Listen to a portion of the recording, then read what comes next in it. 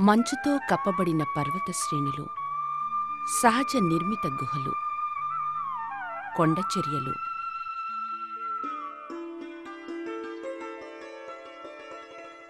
పూల లోయలతో, చల్లని అమృతప్రాయమైన నీటితో ఆర్యావర్తాన్ని సస్యశ్యామలం చేస్తున్న పవిత్ర నదులకు పుట్టినిల్లే హిమాలయ పర్వతరాజం.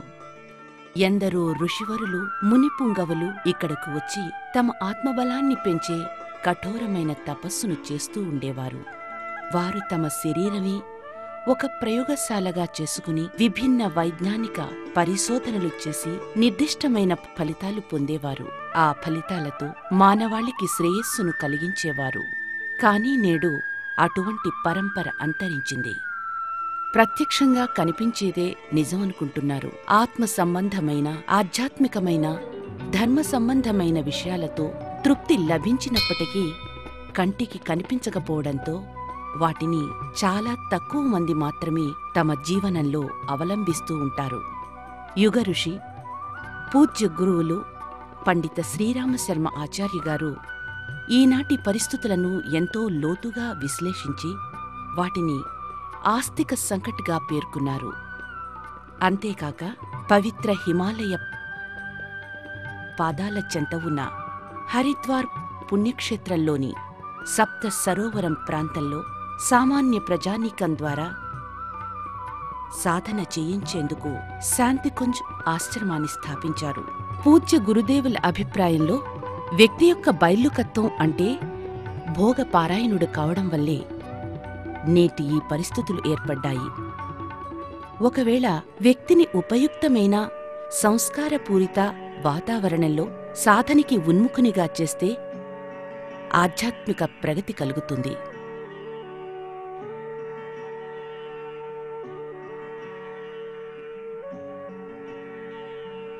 వ్యక్తిలోని ప్రతిభను వెలికితీసి అతనిని యుగశిల్పిగా మలిచి సమాజ సేవలో నిమగ్నుణ్ణి చేస్తే నవ సమాజ నిర్మాణం జరుగుతుంది. ఋషుల ఆశ్రమాలలోనూ అరణ్యాలలోనూ ఇటువంటి శోధనలే అప్పుడు జరుగుతూ ఉండేవి.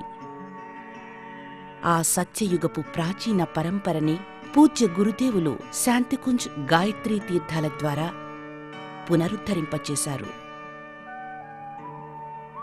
మన శరీరం ఒక దివ్య రసాయనాల నిధి. వీటిని ఉత్తేజపరిచి మానసిక ప్రశాంతతను కలిగించుకుని అంతర్గత ప్రతిభను వెలికితీయడం ప్రతి ఆధ్యాత్మిక చింతనాపరులకు సులభమే. తగు మోతాదులో హార్మోన్ల అవిరళ ప్రవాహం వ్యక్తిలో స్ఫూర్తిని పెంపొందింపచేస్తుంది. అతనిని బలీయమైన తేజో సంపన్నునిగా చెయ్యడమే కాకుండా దీర్ఘాయుష్యునిగా కూడా చేస్తుంది. శాంతికుంజ్ ప్రత్యేకత ఏమిటంటే వైజ్ఞానిక, ఆధ్యాత్మిక మార్గాలను సమన్వయపరుస్తూ ఆత్మబలాన్ని వికసింపచేసి తర్కసమ్మతమైన, సత్యసమ్మతమైన సంజీవిని విద్యను ఇక్కడి సాధకుల అణువణువులోనూ నింపబడుతుంది. తమ సూక్ష్మ దృష్టితో పూజ్య గురుదేవులు మానవ శరీరాన్ని, మస్తిష్కాన్ని అనంతమైన శక్తి భాండాగారంగా అభివర్ణించారు.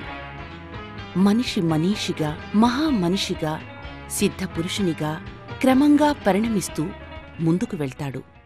ఇప్పుడు ఒక ప్రశ్న ఉదయిస్తుంది. ఇంత శక్తి ఉన్నప్పటికీ మనిషి తనలో దాగి ఉన్న ప్రతిభను ఎందుకు తెలుసుకోలేకపోతున్నాడు? అతను ఆత్మ న్యూనతాభావంతో ఎందుకు వంచితుడవుతున్నాడు?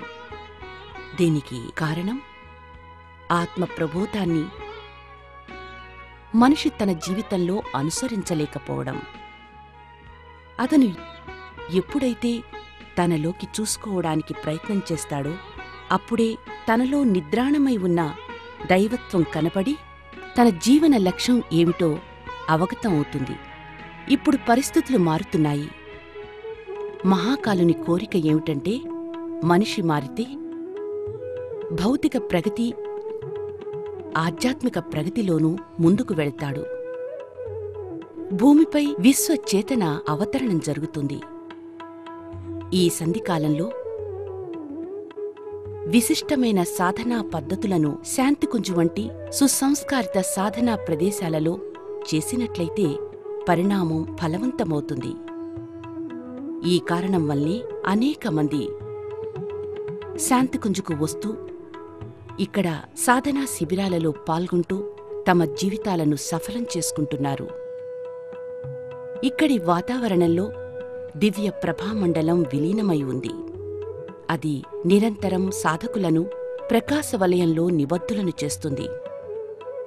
పూజ్య గురుదేవులు ఉపాసనా క్రమంలో 3 ప్రధాన విధులు చెప్పారు. అవి ఉపాసన, సాధన, ఆరాధన. ఇవి ఆధ్యాత్మిక ప్రగతికి మూలస్తంభాలు.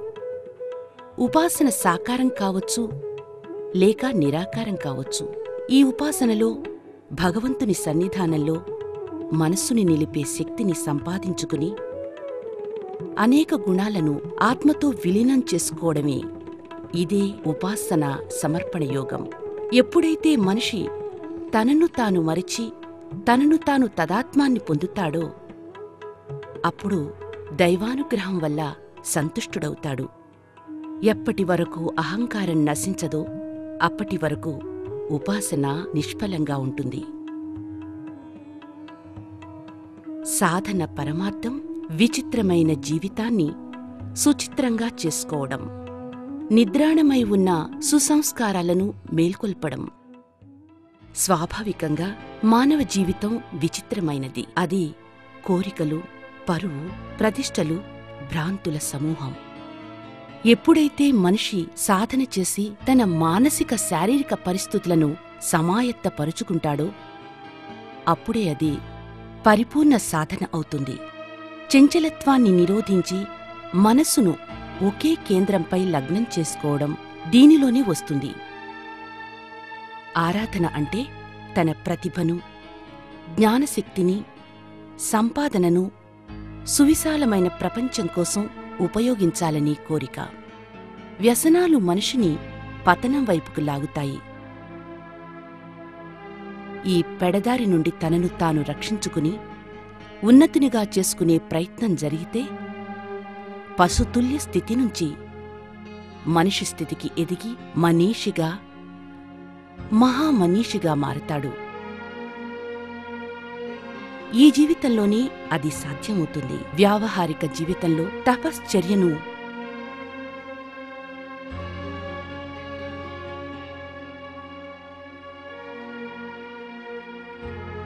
పంచశీలాల రూపంలో అనుసరించవచ్చు. సాధన ద్వారా జీవితాన్ని సఫలం చెయ్యాలనే దృష్టితోని శాంతికుంజ్ గాయత్రీ తీర్థాన్ని పరమపూజ్య గురుదేవులు ఆదరణీయ మాతాజీగార్లపై విశిష్ట మార్గాల ద్వారా స్థాపించారు. ఇవి ఒకప్పుడు అరణ్యాలలో, గురుకులాలలో, ఉపవనాలలో ఉండేవి. గంగవడిలో,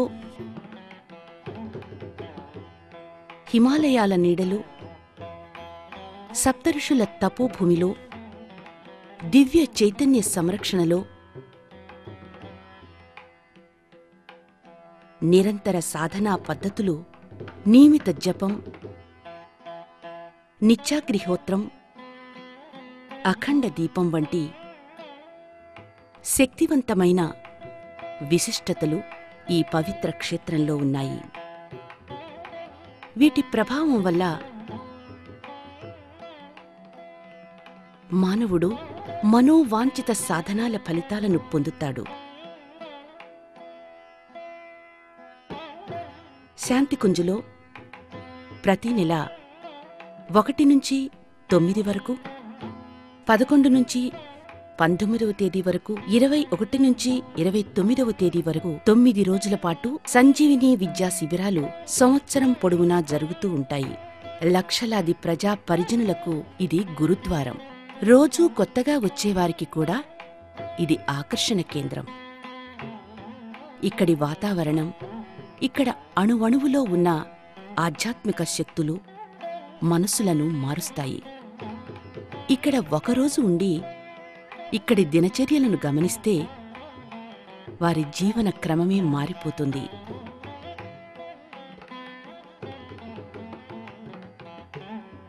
బ్రహ్మవర్చస్సో సంస్థాన్లోని సాధనా ప్రయోగాలు దీనిని నిరూపిస్తాయి. కాబోయే సాధకునికి వైజ్ఞానికంగా పరీక్షలు చేయబడతాయి. సాధనా సలహాలు, ఆరోగ్య నియమాలు, వనౌషధులు, చికిత్సల తరువాత అతనికి యోగాసనాలు, ప్రాణాయామం, ముద్రాబంధం, ధ్యానధారణ మొదలైనవి నేర్పబడతాయి. వీటిని చేయడం వల్ల శరీరంలోని రసాయనాలు, ప్రాణశక్తి, ఇతర పదార్థాలలోనూ ఎటువంటి మార్పు కలిగిందో ఇక్కడి నిష్ణాత చికిత్సకులు పరీక్షిస్తారు.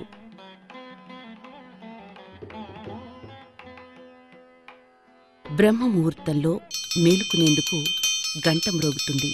వివిధ శిబిరాలలోని సాధకులందరూ గాయత్రీ తీర్థులో ఒకచోట చేరి తమ కర్తవ్య పదంలో ముందుకు వెళ్లేందుకు పరమాత్మను ప్రార్థిస్తారు.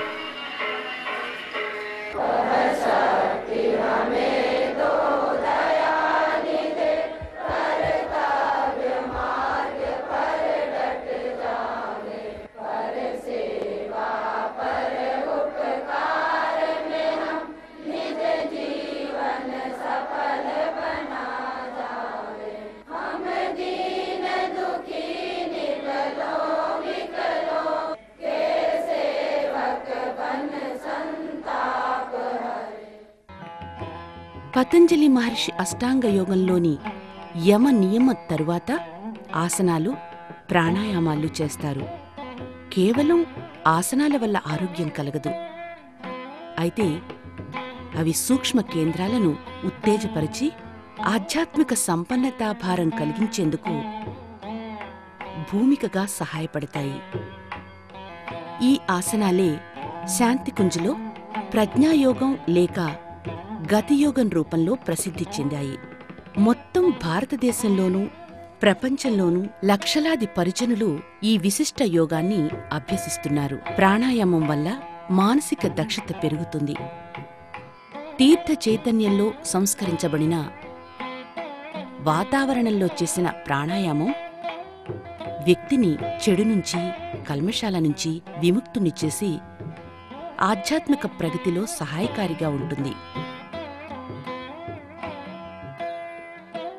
సాధకులందరూ సర్వదేవ సమన్వయ ప్రతీక దేవాలయం కూడా గల గాయత్రీ మందిరం ప్రాంగణంలో కలుస్తారు. అందరూ మాత గాయత్రికి హారతి పట్టే సమయంలో ఆదరణీయ మాతాజీ స్వరంతో స్వరం కలుపుతూ పాట పాడతారు. ఇది మూలతః సద్బుద్ధికి అధిష్టాన దేవత అయిన మహాప్రజ్ఞను,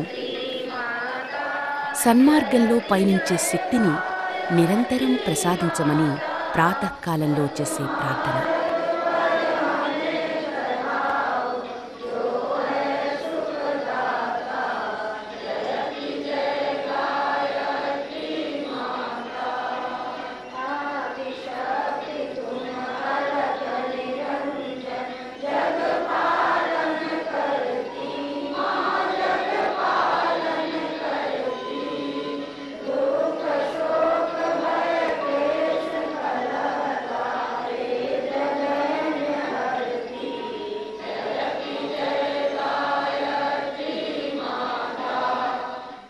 తర్వాత సాధకులందరూ ఒకచోట చేరి సూర్యుని సువర్ణ ప్రకాశంతో పాటు ధ్యానించడంలో నిమగ్నులవుతారు.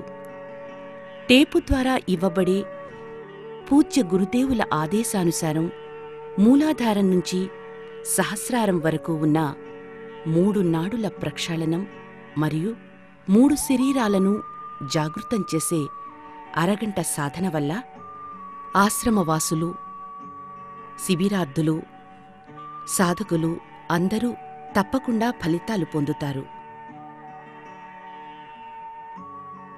ప్రజ్ఞాయోగం యొక్క జ్ఞానముద్రలో కూర్చుని సాధకులందరూ తమ శరీరంలోని వివిధ చక్రాలను ధ్యానిస్తూ ఉంటారు. సూర్యుని సువర్ణ కాంతి అక్కడ ఉండి ఆ చక్రాలను జాగృతం చేస్తున్నట్లు మనస్సులో భావన చేస్తూ ఉంటారు.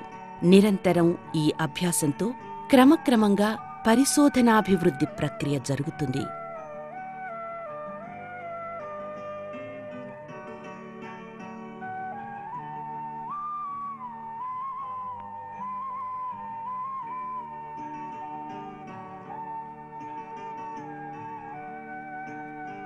ఈ ప్రక్రియ అనేక ప్రజ్ఞా సంస్థల ద్వారా లేక లక్షలాది పరిజనుల ద్వారా ఇళ్లలోనే ఉంటూ ఒకే సమయంలో నియమిత రూపంలో కూడా చెయ్యబడుతూ ఉంటుంది.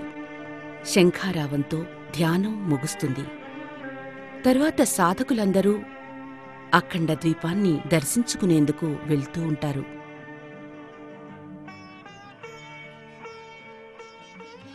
ప్రేరణ కలిగించే ఆదరణీయ మాతాజీగారి లేక దేవకన్యల స్వరంతో పాడిన గీతాలాపనలు ఈ ప్రాంగణమంతా మారుమ్రోగుతాయి.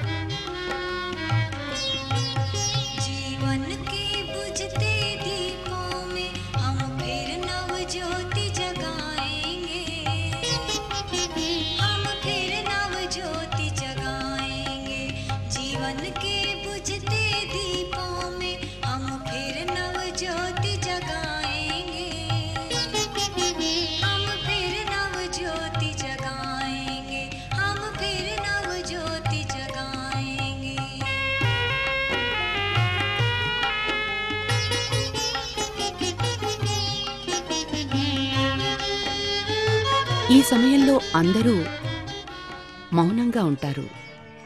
యజ్ఞం తర్వాత వ్యావహారిక ఆధ్యాత్మిక జ్ఞానయోగం, కర్మయోగం, వ్యక్తి నిర్మాణం, కుటుంబ నిర్మాణం, సమాజ నిర్మాణం మొదలైన విషయాలపై సమర్థులైన వక్తల చేత పూజ్య గురుదేవుల నిర్దేశానుసారం ప్రసంగాలు ఇవ్వబడతాయి.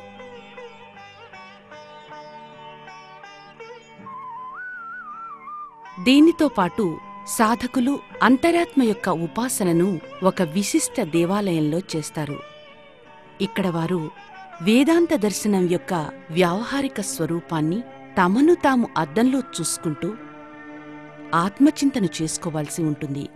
మనం తినే అన్నాన్ని బట్టే మన మనస్థితి ఉంటుంది. అన్నోవై మనః అన్నసం 100కి 100 పాళ్ళు నిజం. గంగాజలంతో వండిన భోజన ప్రసాదాన్ని శాంతికుంజులో సాధకులందరూ కలిసి నిర్ణీత సమయంలో భుజిస్తారు. ఇక్కడ ఎలాంటి భేదభావాలు లేవు.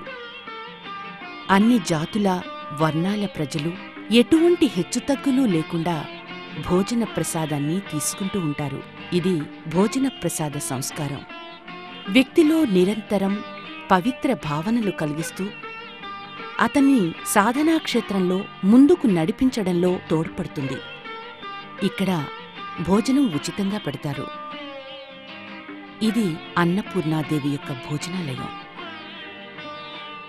ఎవరైనా శ్రద్ధతో ఏదైనా ఇవ్వదలుచుకుంటే వారి ఔదార్యాన్ని స్వీకరించి రసీదు ఇస్తారు. ఇక్కడ ఎవరినీ ఏ దానాలు కోరరు. హిమాలయ ఋషుల శక్తి యొక్క ప్రేరణచే పరమపూజ్య గురుదేవులు యుగతీర్థమైన శాంతికుంజులో దేవాత్మ హిమాలయం అనే భవ్య మందిరాన్ని స్థాపించారు. దీనిలో హిమాలయాల్లోని అన్ని పవిత్ర క్షేత్రాలను దర్శించుకోవచ్చు. ఈ చిరు దర్శనం చేతనే దివ్య హిమాలయ దర్శన లాభాన్ని పొందవచ్చు. ప్రతి సాధకుడు బ్రహ్మవర్చస్సోత్సంస్థానకు వెళ్లాల్సి ఉంటుంది. అక్కడ అతనికి వివిధ పరీక్షలు జరుపుతారు. రక్తంలోని వివిధ కణాలను ఆరోగ్య సంబంధిత ఎంజైమ్లో లేక రసాయనాల శాతాన్ని లెక్కిస్తారు. శ్వాసించే శక్తిని కూడా పరీక్షిస్తారు. హృదయంలోని విద్యుత్ తరంగాలను, చర్మంలోని ప్రతిరోధలను, మస్తిష్కంలోని విద్యుత్ తరంగాలను లెక్కిస్తారు. సాధన వల్ల ఎవరిలో ఎంత పరివర్తన జరిగిందో కూడా ఇక్కడ విశ్లేషణ జరుపుతారు.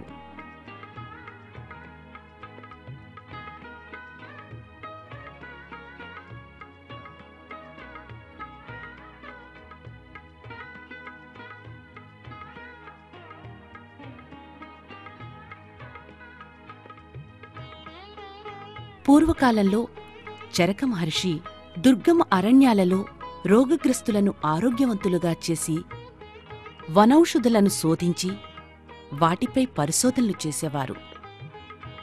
అదేవిధంగా శాంతికుంజ్ దుర్లభమైన ఔషధాలను గుర్తించి వాటి గుణకర్మ ప్రభావాలను ఆధునిక వైజ్ఞానిక యంత్రాల ద్వారా పరీక్షిస్తూ ప్రయోగాలు చేస్తూ ఈ ఔషధాలను పునర్జీవింపచేసింది. పతనాన్ని అభివృద్ధి మార్చేదే కల్పసాధన. ఈ సంజీవిని విద్య నిస్తేజుడైన వ్యక్తిని కూడా ప్రాణచైతన్యంతో పరిపూర్ణునిగా చేయగలదు. సంధ్యాకాలంలో ప్రతి ఒక్క సాధకుని చేత ఆరాధనా అభ్యాసం చేయిస్తారు. ఇక్కడి సాధకులు గురుద్వార్ పరిసరంలోని ప్రతి అణువణువును పరిశుభ్రంగా ఉంచేందుకు ఉత్సాహంతో తమ తమ స్థాయిలను మరిచి ప్రతిరోజూ 1 గంట పాటు శ్రమదానం చేస్తారు. దీనివల్ల సాధకుని మనసులో పవిత్ర సాధనా స్థలంపై శ్రద్ధ పెరుగుతుంది.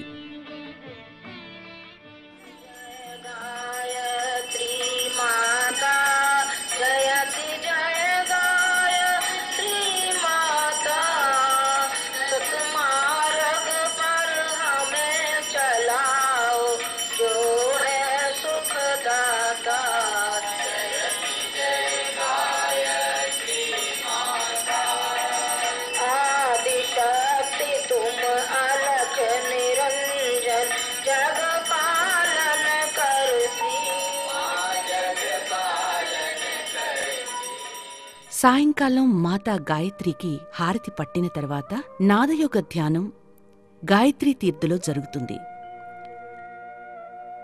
పిల్లనగ్రోవి నాదస్వర లహరులతో పాటు సాధక సమూహం మౌనజపం కూడా చేస్తారు. అలా వారు తమ ధ్యాన ధారణను పైమెట్టుదాకా తీసుకువెళ్తారు.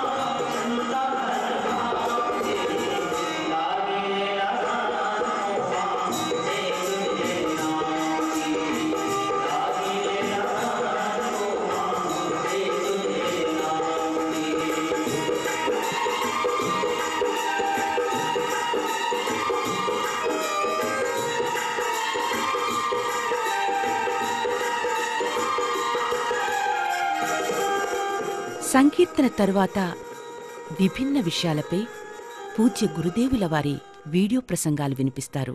हमने अपनी शक्तियों को जो जो स्वयं की कमाई हुई थी अथवा भगवान की दी हुई थी या पहले जन्मों की थी, हमने खाई नहीं है उसमें से सब हमने बोई और बोने के बाद में हम मालदार हुए. आपसे हमको सिर्फ एक बात कहनी है, दूसरी कुछ नहीं कहना है. यहाँ बुला करके गुरु जी और कुछ कथा कहिए नहीं, और कोई कथा नहीं हमारे पास, और कोई रामायण सुनाइए, कोई मंत्र सुनाइए. एक ही मंत्र है हमारे पास. कौन सा मंत्र है? सिद्धांतों को जीवन में शामिल कर लीजिए. हमने सिद्धांतों को जीवन में शामिल किया है, आप भी शामिल कीजिए. 9 రోజుల శిబిరంలో ఒకరోజు సాంస్కృతిక కార్యక్రమాలు కూడా జరుగుతూ ఉంటాయి. ఇందులో నవ సమాజ నిర్మాణ సంబంధిత అభినయాత్మక కార్యక్రమాలు, ప్రదర్శనలు జరపబడతాయి.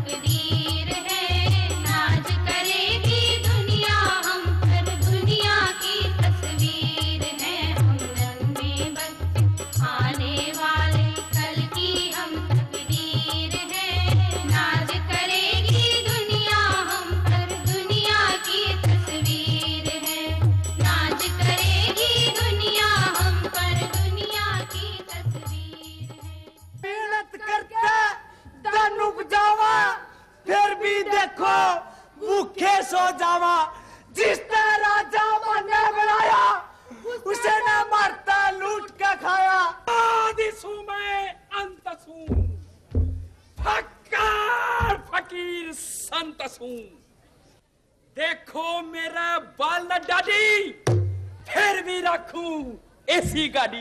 ऐसी गाड़ी आयशा, बिना मुझदाडी आयशा, कान वाला आयशा, सारा घोटाला आयशा, डुब्बी नैया आयशा, जोर लगाकर आयशा.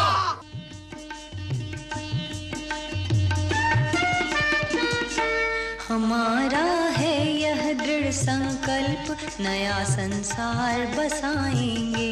हमारा है यह दृढ़ संकल्प, नया संसार बसाएंगे. नया इंसान बनाएंगे, नया संसार बसाएंगे.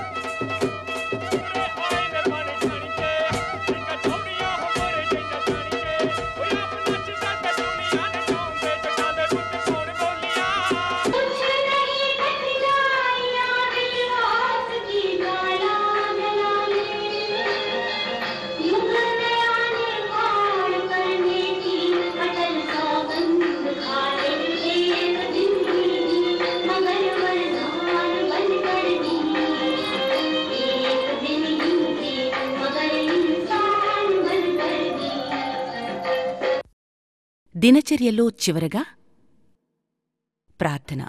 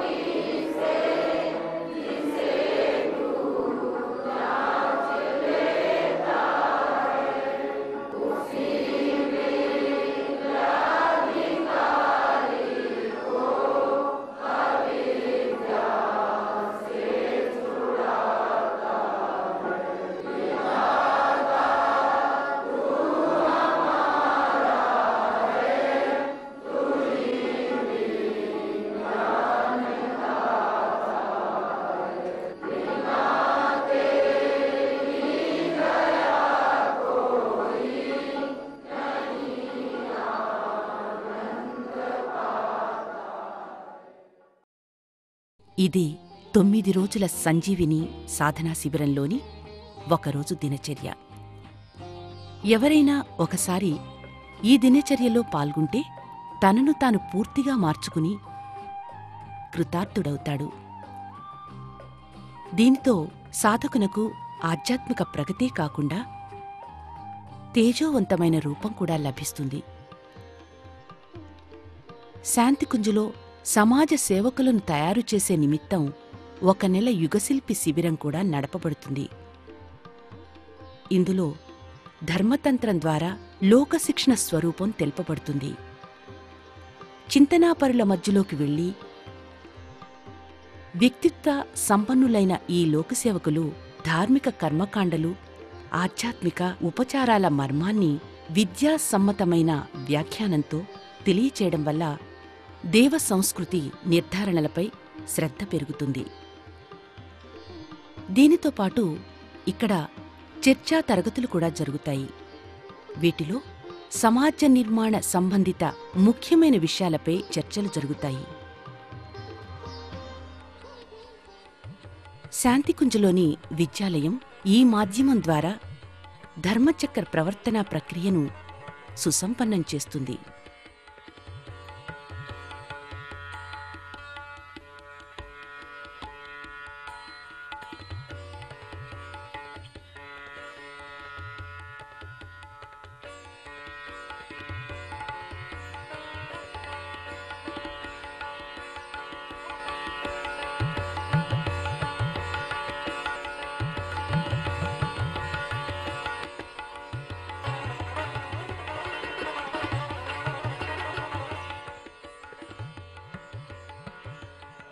సంగీతం ద్వారా జన జాగృతికి ఇచ్చే శిక్షణ ఇక్కడ 3వ ముఖ్యమైన శిక్షణ.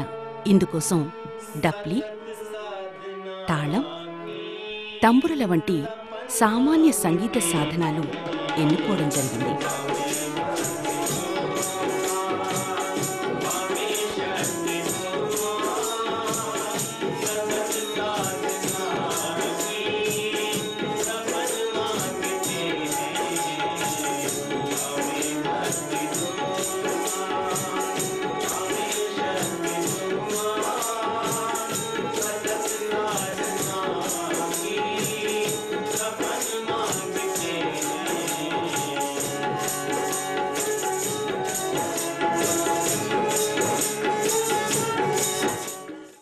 ప్రజల మానసిక వ్యధలను పరిష్కరించేందుకు సూక్ష్మ జాగరణ ప్రక్రియ ఇక్కడ నేర్పబడుతుంది.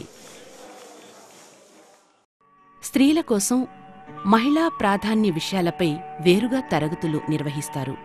नारी घर, परिवार और समाज की मध्यवर्ती कड़ी है. अगर नारी को शिक्षित, सुसंस्कृत, उसे जागृत न किया जाए और उनके अधिकारों से उसे वंचित रखा जाए तो आने वाले समय में धरती पर, समाज और राष्ट्र में संस्कृति नाम की कोई चीज़ नहीं रहेगी.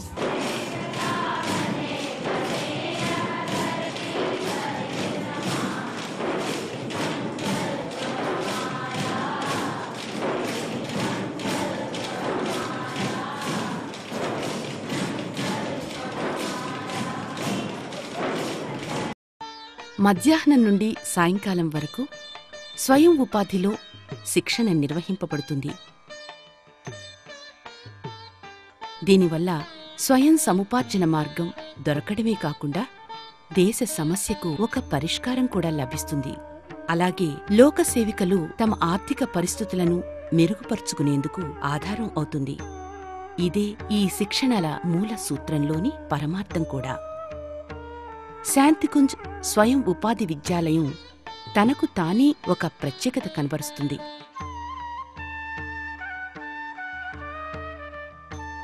స్త్రీ పురుషులు కూడా వివిధ పనులను నేర్చుకుని శ్రమసేవకితో పాటు బ్రాహ్మణోచిత జీవన విధానంలో జీవించటానికి యోగ్యతను సంపాదించుకునే మూల మంత్రం వారి మనోఫలకాలపై ప్రతిష్ఠించబడుతుంది.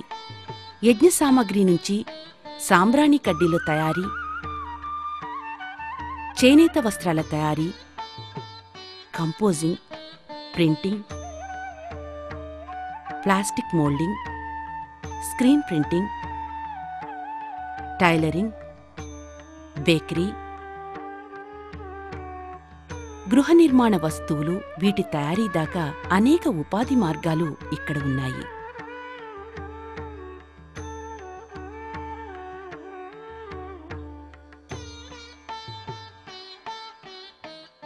కొంతమంది ఆర్థిక స్తోమత లేక, మరికొంతమంది తీరిక లేక శాంతికుంజుకు రాలేకపోతూ ఉన్నారు. అటువంటి వారికి హిమాలయంలోని ఋషుల పరంపర, సనాతన చింతనకు ఇక్కడ సమాచార ప్రసార విభాగం ఆడియో వీడియో క్యాసెట్లు మరియు మల్టీమీడియా సీడీల ద్వారా అందిస్తుంది.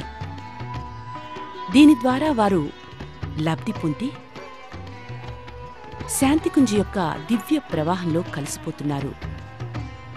దీనికోసం అత్యాధునిక multimedia lab, audio studio, video studio స్థాపించబడ్డాయి.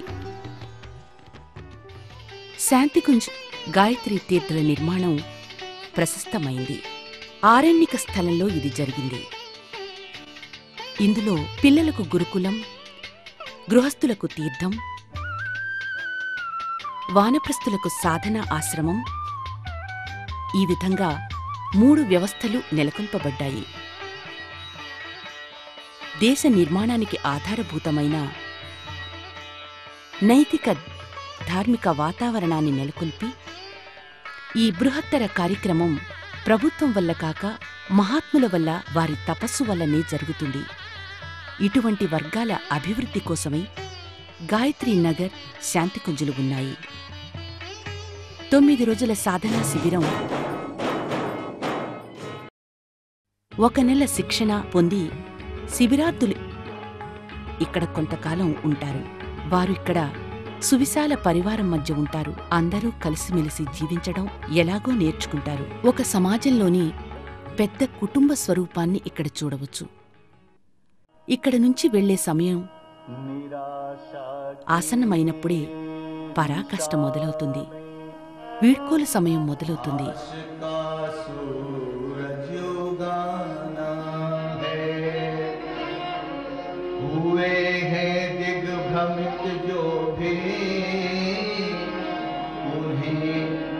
सदपथ दिखाना है,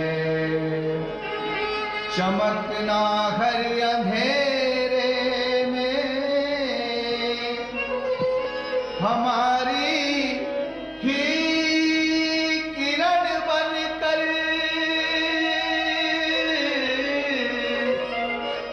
तुम्हारे साथ चमकेंगे।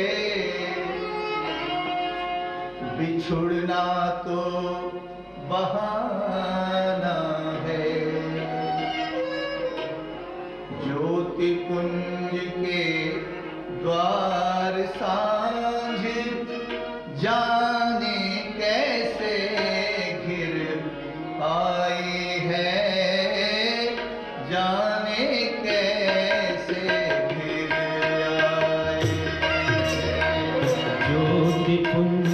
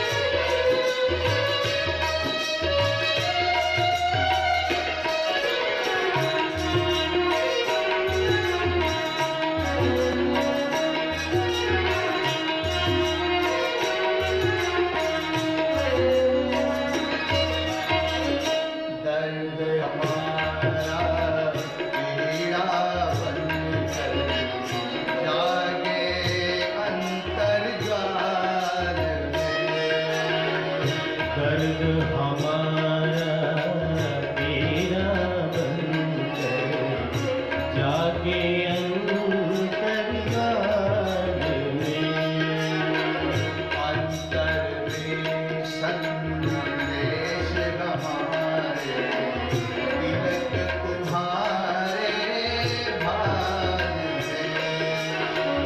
अंतर में संदेश हमारे, तिलक तुम्हारे भाग में।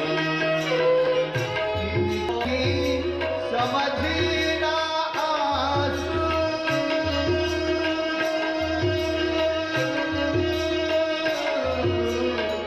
इनको नहीं समझना आंसू, ये पावन गंगा जल है।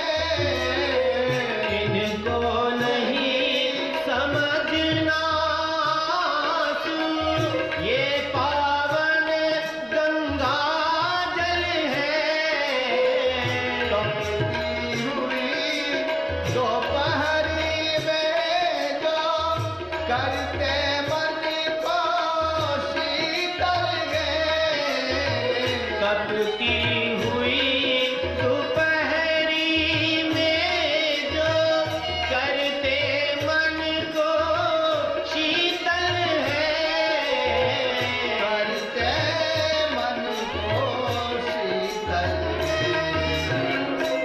यह सरिता का मिलन सिंधु से, यह तप की तरुणाई है। यह तप की करुणाई है। यह सरिता का मिलन सिंधु से, यह तप की करुणाई है। यह तप की करुणाई है। ज्योति कुंज के द्वार सांझ, जाने कैसे गिर आए हैं। जाने कैसे गिर आए हैं। जाओ युग के सृजन साधु को, तुमको आदित्य आए हैं। तुमको आदित्य आए हैं। तुमको आदित्य आए हैं। तुमको आदित्य आए हैं। तुमको आदित्य आए हैं। వెళ్లేందుకు ఎవరికీ ఇష్టం ఉండదు. మళ్ళీ మళ్ళీ రావాలని కోరిక పుడుతుంది.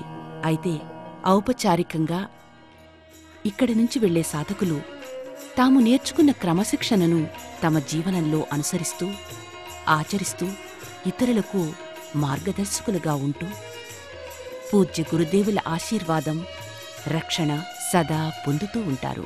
శాంతికుంజకు మీ అందరికీ హృదయపూర్వక స్వాగతం. साधना का अर्थ होता है अपने आप को साध लेना।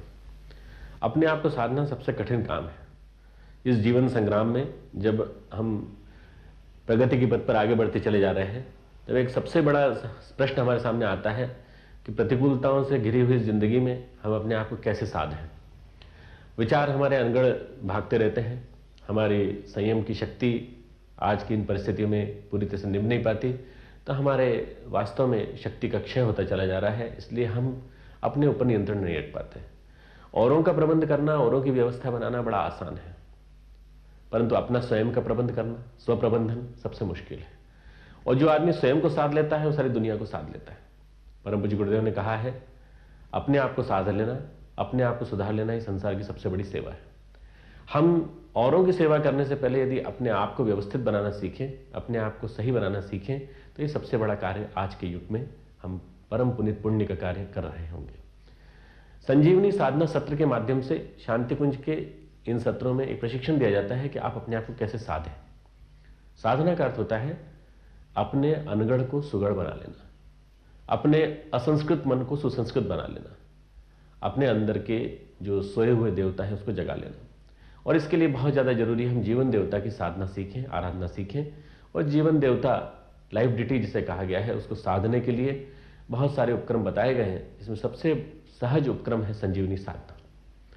संजीवनी के बारे में एक सुविख्यात तथ्य है कि हनुमान जी को लक्ष्मण को लगी हुई मूर्छना बाण की स्थिति में ढूंढने के लिए जाना पड़ा था एक औषधि हिमालय में, और हिमालय से लाई हुई इस औषधि से उन्होंने मूर्छित अवस्था में पड़े हुए लक्ष्मण को जगाया था। इस दृष्टांत के माध्यम से आप जान सकते हैं कि संजीवनी की महत्ता कितनी हमारे जीवन में। इस दृष्टांत के माध्यम से आप जान सकते हैं कि आज मूर्छित कौन है। मूर्छित मानवता है, मूर्छित समस्त संसार है, समस्त विश्व है, और उसको जगाने के लिए बहुत ज़्यादा जरूरी है कि हम सुबह से शाम तक का ये साधना का जो दैनंदिन क्रम है शांति कुंज का, इसके माध्यम से उनको जगाने की प्रक्रिया को आरंभ करें। जगाया जाता है सुबह से शाम तक के इस रूटीन के द्वारा, एक प्रकार के ऐसे शिक्षण के द्वारा जिसमें कि प्रातःकाल से लेकर शाम तक हमारा दैनंदिन जीवन क्रम कैसा होना चाहिए, हम क्या सोचें, हम क्या खाएं, हम कैसे रहें, और हम कण कण से कैसे शिक्षा लें, हम चलें तो कैसे, हम बैठें तो कैसे। इस प्रकार से प्रातःकाल की साधना से लेकर के सायंकाल की साधना, और टाइम मैनेजमेंट से लेकर समय की प्रबंध से लेकर एक एक घंटे का, एक एक मिनट का, एक एक क्षण का ऐसा हिसाब रखा जाए कि आदमी कभी गड़बड़ाने न पाए। वो शिक्षण यहाँ से लेकर के जाए तो जहाँ भी जाएगा व्यक्ति इस संजीवनी साधना को यदि वो अपने जीवन में उतारता है तो उसका निश्चित रूप से परिष्कार होगा, कल्याण होगा। दुनिया भर के योग उपचार बताए जाते हैं, प्राणायाम साधनाएं बताई जाती हैं, और भी कई प्रकार के साधनाओं के लिए प्रशिक्षण चला करता है। पंचकोशी साधनाएं, षटचक्र की साधनाएं, तंत्र की साधनाएं। पर यदि सबसे बड़ी साधना गुरुदेव के शब्दों में यदि सुनी जाए तो वो साधना है जिसका नाम है संजीवनी साधना, जो हमारे सोए हुए मन को, हमारे सोए हुए प्रसुप्त अंतःकरण को जगा दे और हमें इस बात का आभास करा दे कि हमें किस कार्य के लिए इस धरती पर भेजा गया है।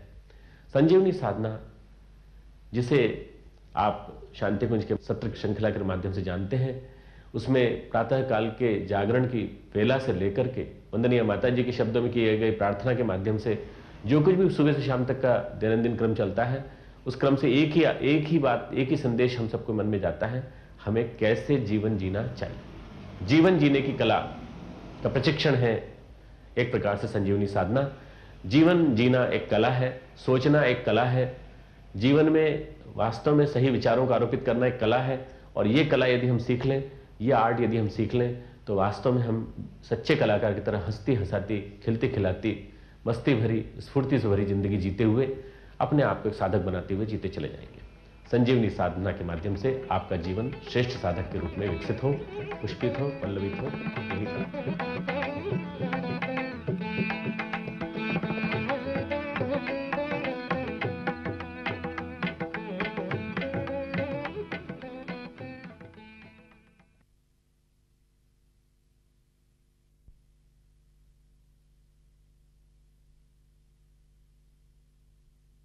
Thank you.